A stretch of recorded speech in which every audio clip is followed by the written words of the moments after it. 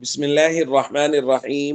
عن أنس رضي الله تعالى عنه أن النبي صلى الله عليه وسلم نهى أن يشرب الرجل قائما.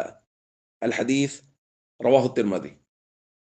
حضرت انس رضی اللہ تعالیٰ عنہ سے روایت ہے کہ نبی کریم صلی اللہ علیہ وسلم نے کھڑے ہو کر پینے سے منع فرمایا ہے. دوستو، پینے کے آداب میں سے، پانی یا کوئی بھی چیز پینے کے آداب میں سے ایک ادب یہ ہے کہ اس کو بیٹھ کر تسلی سے پیا جائے.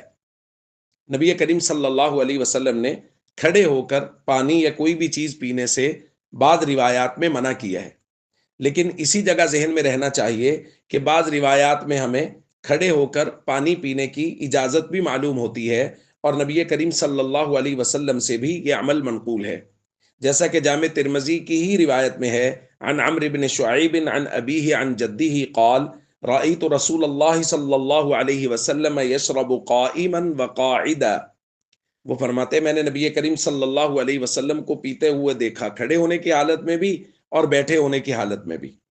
تو اس سے معلوم ہوا کہ حضور علیہ الصلوۃ والسلام نے کبھی کبھار کھڑے ہو کر بھی پانی پیا ہے.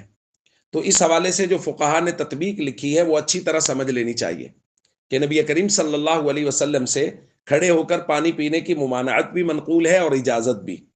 دونوں طرح کی روایات میں تطبیق اس طرح دی گئی ہے کہ بلا ضرورت کھڑے ہو کر پانی پینا مکروہ تنزیہی ہے، یعنی خلاف اولا ہے.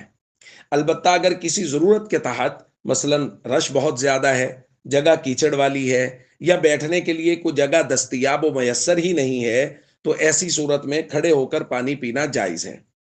لہذا اگر ایسی صورتحال نہ ہو اور عام نارمل حالات ہیں، بیٹھنے کی جگہ دستیاب ہے، تو پھر اصل اور بہتر طریقہ یہی ہے کہ بیٹھ کر پیا جائے.